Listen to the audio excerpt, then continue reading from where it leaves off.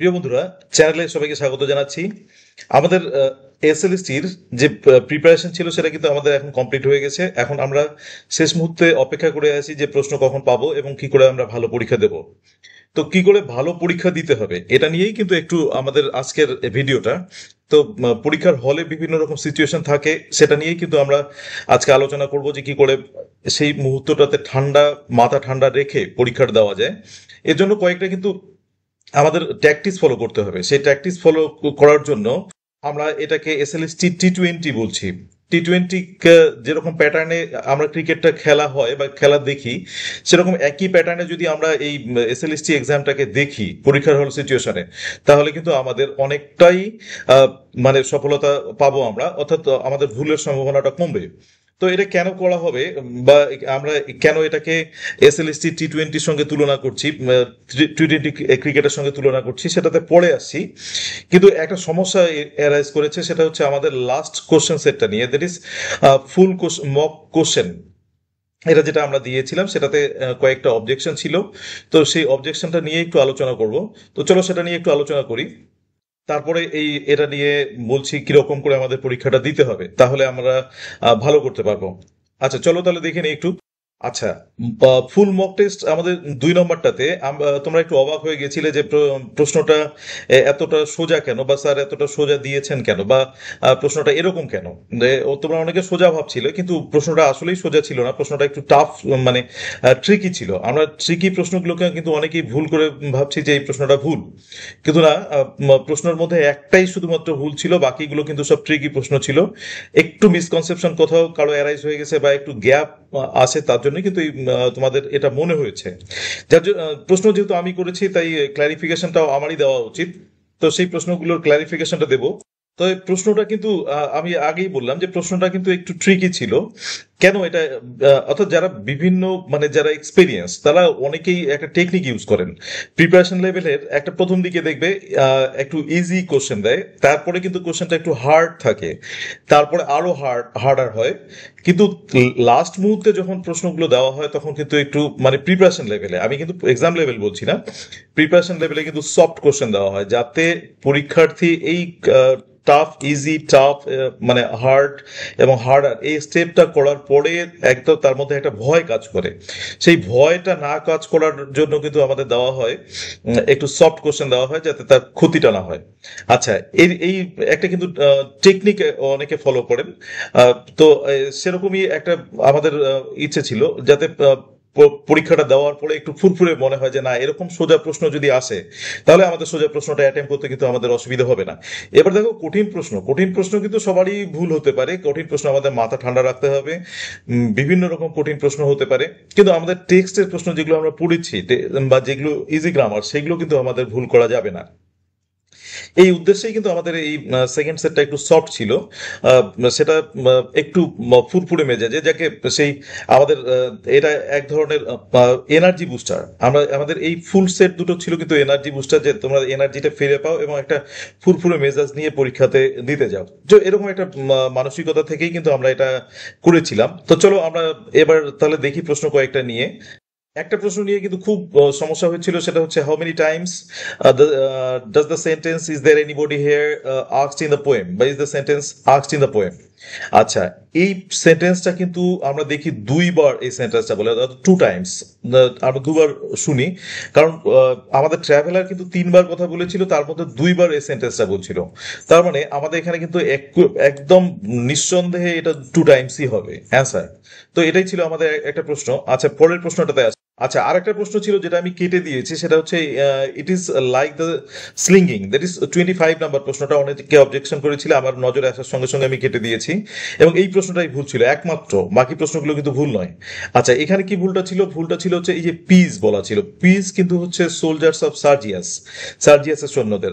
আমাদের এখানে সবকিছু ঠিক করতে গিয়ে আমি লাস্ট মুহূর্তে যেটা করেছি, সেটা হচ্ছে এই পিসটাকে আমি চেঞ্জ করিনি, এটা কিন্তু উইন্ডো পেন হতো। উইন্ডো পেন যদি যদি হয় তাহলে কিন্তু দেখবে ব্যাটারি অফ গানস অর্থাৎ উইন্ডো পেনের সঙ্গে ব্যাটারি অফ গানস এর তুলনা করা আছে। এটা কিন্তু ঠিক ছিল এই জায়গাটা, কিন্তু এই জায়গাটাকে আমার কারেকশন না করার জন্য ভুলটা থেকে গিয়েছে। যাকে এটা যাদের একটু প্রিপারেশন ভালো আছে তোমরা অবশ্যই বুঝতে পারবে। আচ্ছা, একটা প্রশ্ন আর একটা নিয়েছিল, সেটা হচ্ছে not charioted by Bacchus and his parts. এই যে বাক্কাস, বাক্কাস এটা কিন্তু হচ্ছে আমরা পাই গ্রিক মাইথোলজি, রোমান মাইথোলজি এবং ইজিপ্টিয়ান, এই দুটো বাদ দাও। গ্রিক মাইথোলজি এবং হচ্ছে রোমান মাইথোলজি, এর মধ্যে কোনটা? দেখো বাকাস নামটা কিন্তু হচ্ছে রোমান গড, সুতরাং রোমান মাইথোলজি কিন্তু এটা হবে। যদিও রোমান মাইথোলজি এবং গ্রিক মাইথোলজি একই রকম গল্প, কিন্তু নামগুলো আমরা আলাদা আলাদা পাই। বাকাসের নামটা পাই রোমান মাইথোলজিতে, এবং বাকাসের একই রকম গড সেটা যদি আমরা খুঁজি গ্রিক মাইথোলজিতে, তখন কিন্তু আমরা পাবো তার নাম হচ্ছে ডায়োনিসাস। সুতরাং এই নিঃসন্দেহে বাকাস এটা রোমান মাইথোলজি দিতে হবে, কিন্তু যদি না থাকে তাহলে কিন্তু আমি আগেই বললাম যে রোমান মাইথোলজি এবং গ্রিক মাইথোলজি গল্পগুলো একই, তখন কিন্তু আমাদের দিতে হবে রোমান মাইথোলজি। অপশনটা না থাকলে তখন কিন্তু আমাদের দিতে হবে গ্রিক মাইথোলজি। এটা কিন্তু খেয়াল রাখবে। আচ্ছা, পরের প্রশ্নে আসে। এই প্রশ্নটা নিয়ে কাইন্ডনেস জেন্টলেস্ট গুণ, দেখো এখানে বলছিলে যে এখানে ড্রিমটা হলে ভালো হতো। হ্যাঁ, অবশ্যই ড্রিমটা হলে ভালো হতো, কিন্তু ড্রিম অপশন না থাকলে কিন্তু আমাদের সেকেন্ড অপশন খেয়াল রাখতে হবে যে স্লিপ থাকলেও কিন্তু আমরা স্লিপকে রাইট ধরে নেব। আচ্ছা, পরেরটা। আচ্ছা, আরেকটা প্রশ্ন আমিও একটা বলছিলাম যে দেখো হোয়াটসঅ্যাপ মেনশনস এ মাইথোলজিক্যাল ফিগার প্রোটিয়াস। এখানে কিন্তু প্রোটিয়াস হার্ড করে কিন্তু আমরা বেশিরভাগ বইয়ে পাই দ্য সিলস, ওই জন্য আমরা সিলস অপশনটাকে নিয়েছি। কিন্তু কিছু কিছু জায়গায় কিন্তু সি হর্সও পাওয়া যায়। তো আমাদের প্রথম যদি এই দুটো অপশন থাকে তাহলে কিন্তু আমরা সিলস নেব। এই ট্রিকি প্রশ্নগুলোতে কিন্তু অনেক সময় তোমাদের এরকম মনে হয় যে না এই প্রশ্নগুলো ভুল। অবশ্যই এটা খেয়াল করবে যে এখানে দুটো অপশনের মধ্যে বেটার অপশনটাকে কিন্তু আমাদের নিতে হয়, অর্থাৎ সিলস আমাদের এখানে বেশিরভাগ ক্ষেত্রে যেহেতু পাই, আমরা সিলসটা নেব, তারপরে কিন্তু সি হর্স নেব। যদি সিলস না থাকে তাহলে কিন্তু আমাদের সি হর্স নেব। আচ্ছা, এটা একটা গেল প্রশ্ন।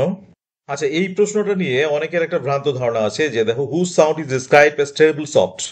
এটা কিন্তু আমরা অপশন দিয়েছিলাম রবিন রেডব্রিস্ট, এবং এটাই হবে, কারণ আমি দেখিয়ে দিচ্ছি জায়গাটা। দেখো জায়গাটা এখানে, এই জায়গাটাতে দেখো এই যে and now with treble soft the robin redbreast whistle from a garden croft. এটা আমরা আমাদের ভিডিওতে ভালো করে বর্ণনা করে দিয়েছি। দেখো এখানে কিন্তু শেষ হচ্ছে, এই যে এখানে সেমিকোলন দিয়ে এই অপশনটা কিন্তু মানে এই জায়গাটুকু শেষ হচ্ছে। হেস ক্রিকেট সিংস, এটা কিন্তু শেষ হচ্ছে। এবার সেমিকোলনের পরে এই ক্লজটা কিন্তু নতুন করে আরম্ভ হচ্ছে। সুতরাং এই যে ট্রেবল সফটটা কিন্তু আমাদের মেনশন করতে হবে এই রবিন রেডব্রিস্ট এটাকে নিয়ে। সুতরাং এটাই হচ্ছে আমাদের এটার অ্যান্সারটা, এবং রবিন রেডব্রিস্টটাই রাইট হবে। এটা নিয়ে কোনো সন্দেহ নেই। যদি তোমরা কোনো ভুল ভাবো হেস ক্রিকেট, তাহলে কিন্তু সেটা ভুল তোমাদের। এইটাও কিন্তু একটা ট্রিকি প্রশ্ন। সুতরাং ট্রিকি প্রশ্নগুলোকে কিন্তু প্রথম দেখাতেই মনে হবে যে ভুল, কিন্তু না, ভুল না। এটা খেয়াল রাখবে যে এটা কিন্তু ভুল না, এটা কিন্তু নিজের প্রশ্ন বুঝতে ভুল অসুবিধা হচ্ছে। আমি একটা প্রশ্ন ভুল ছিল সেটা আমি স্বীকার করে নিয়েছি যে এই প্রশ্নটা ভুল ছিল, ওটা আমি সঙ্গে সঙ্গে ডিলিটও করে দিয়েছি। আচ্ছা, এবার আসি এবার টি-20 কেন, কি করে আমরা পরীক্ষার হল সিচুয়েশনে পরীক্ষাটা দেব। চলো তাহলে আমরা এটাকে টি-20 ম্যাচের সঙ্গে তুলনা করে দেখি। মনে করো তুমি একজন একজন টি-20 ব্যাটসম্যান, তোমাকে এই রুলগুলো কিন্তু ফলো করতে হবে। দেখো এই রুলগুলো ফলো করতেই হবে, এবং আমরা টি-20 যে অল্প সময়ের মধ্যে আমাদের এই এসএলএসটি পরীক্ষাটা দিচ্ছি, এটা টি-20 থেকে কোনো অংশেই কম নয়, আমি আগেই বলেছি। তো এই রুলগুলোকে কিন্তু ফলো করতে হবে। দেখো ট্যাকটিক্সটাকে ফলো করতে হবে কিরকম। If you miss a catch you miss the match. যদি তুমি এক ক্যাচ মিস করো তাহলে কিন্তু তুমি ম্যাচটাই মিস করলে। এটা কিরকম? ক্যাচ মিস করা বলতে কিন্তু আমরা বোঝাতে চাচ্ছি যে ক্যাচ মিস করা বলতে কোনো প্রশ্ন বুঝতে ভুল করা, কোনো প্রশ্নটাকে ধরতে পাওয়া। এর আগের সেটে আমি দেখেছি যে প্রশ্ন কয়েকজনের বুঝতে কিন্তু ভুল হচ্ছে।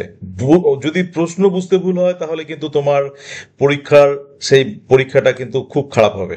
মানে পরীক্ষাটা নিঃসন্দেহে ওই প্রশ্নটার উত্তরটাও ভুল হবে। তাহলে এটাই কিন্তু আমাদের টি-20 একজন ব্যাটসম্যানের মতো, আমরা টি-20 ব্যাটসম্যানের মতো রেডি হয়ে থাকবো। প্রশ্ন বুঝতে কিন্তু ভুল করা যাবে না। সুতরাং আমরা এই যে মিস এ ক্যাচ করব না। আচ্ছা, পরেরটা দেখো, if you take a wrong shot you are out. তুমি যদি রং শট নাও। আচ্ছা, রং শটটা কিরকম? দেখো রং শট এটা ব্যাটসম্যানটা ফলো করে, আমরাও ব্যাটসম্যান, আমরা ফলো করব। রং শটটা কিরকম? রং শটটা কোনো হচ্ছে ভুল উত্তর দেওয়া। এই ওএমআর শিটের মধ্যে তুমি যদি কোনো একটা ভুল উত্তর দিয়ে দাও অসাবধানতা বশত, তাহলে কিন্তু তুমি গেলে, তাহলে তোমার অবস্থা, কারণ এখানে 1 নাম্বারের ডিফারেন্স হবে। আমি আরেকটা কথা তোমাদের খেয়াল করে দিচ্ছি যে এই টি-20 ম্যাচের ক্ষেত্রে খেয়াল রাখবে যে নো স্কোর ইজ সেফ। তুমি যতই রান করো না কেন, দেখা গেল যে আমরা 20 ওভারের ম্যাচের মধ্যে আমাদের 200 রান তুললো, 200 রানও কিন্তু সাফিসিয়েন্ট নয়, 250 রান তুললো, 250 রান তুলেও কিন্তু সাফিসিয়েন্ট হয় না। তো একদম টি-20 ম্যাচের মতো নো স্কোর ইজ সেফ। তাই আমাদেরকে এই জায়গাগুলো ফলো করতে হবে। Miss a catch, you miss the match. Catch miss করা যাবে না। নাম্বার টু হচ্ছে রং শট নেওয়া যাবে না। রং শট কিরকম, অর্থাৎ আমরা যেটা আগেই বললাম যে ভুল টিক দেওয়া যাবে না। ভুল টিক দুরকম হতে পারে। একটা হচ্ছে প্রশ্নটা না বুঝে আমরা ভুল টিক দিলাম, আর একটা হচ্ছে আমাদের নাম্বার দেখতে গিয়ে 2 নম্বর 3 নম্বর এরকম ওএমআর শিটে কিন্তু ক্লোজ নাম্বারগুলো থাকে। এবার একটার উপরে কিন্তু আমি ওই ভুল টিক করে দিলাম, তাহলে একটার উপরে দেখা গেল 2 নম্বরটাতে আমি ভুল করে দাগ দিয়ে দিলাম, গোল করলাম আর কি। তাহলে আমার 2 নম্বর প্রশ্নটাও গেল, 3 নম্বর প্রশ্নটাও কিন্তু সেক্ষেত্রে আমার নষ্ট হয়ে গেল, দুটো প্রশ্ন যাবে। তার মানে আমাদের রং শট নেওয়া যাবে না। এটা কিন্তু ব্যাটসম্যানরা, টি-20 ব্যাটসম্যানরা ফলো করে। তাই আমাদের এখানে টি-20 ব্যাটসম্যানের মতোই আমরা ফলো করব। আবার বলছি যে কোনো score, no score is safe. কোনো স্কোরই কিন্তু সেফ নয়। তুমি সেটা যদি একদম ভাবছো যে না এই নাম্বারটা সেফ, তা কিন্তু সেফ নয়, খেয়াল রাখবে অবশ্যই।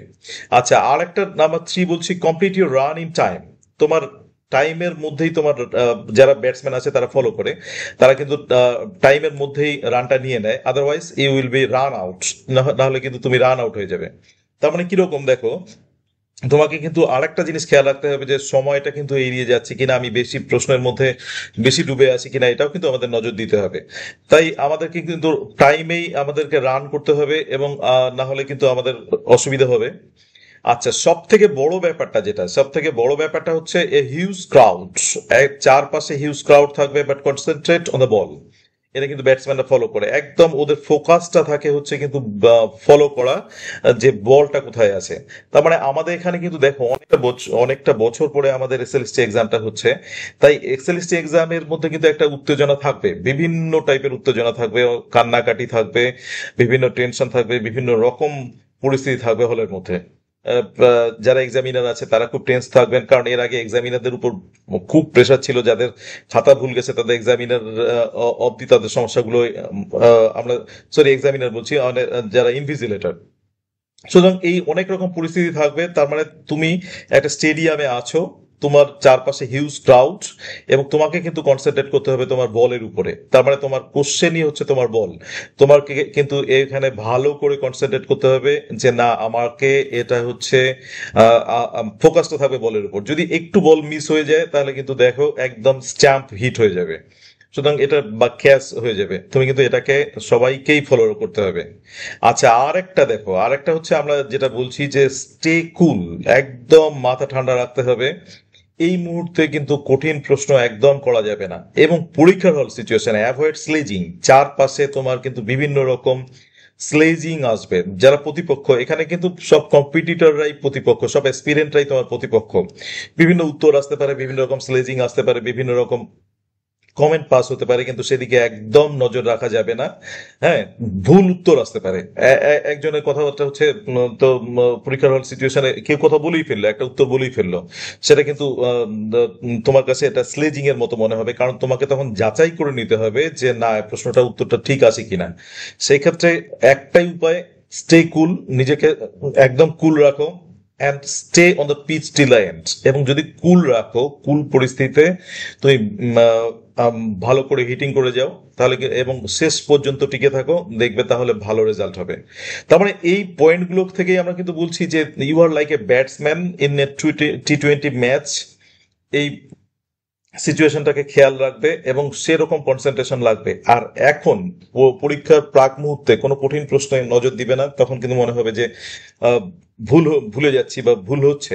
তো এটাই হচ্ছে ব্যাপারটা, যার জন্য কিন্তু আমরা একটা বুস্টার দিয়েছি, দুটো ফুল মক টেস্টের বুস্টার দিয়েছি। ওটা কিন্তু জাস্ট এনার্জি বুস্টার, আমি আগেও বললাম, তো এটা খেয়াল রাখবে। লাস্ট যেটা কথা বলছি সেটা হচ্ছে নো স্কোর ইজ সেফ। মনে রাখবে কোনো স্কোরই কিন্তু সেফ নয়।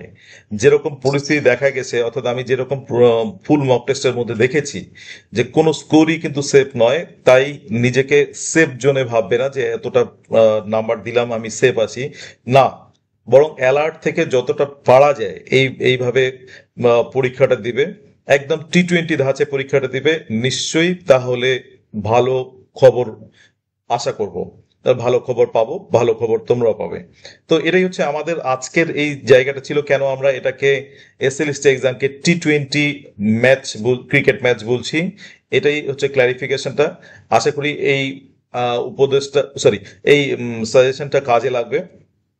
তো এটাই হচ্ছে আমাদের ফলো করার চেষ্টা করবে। Thank you for watching the video.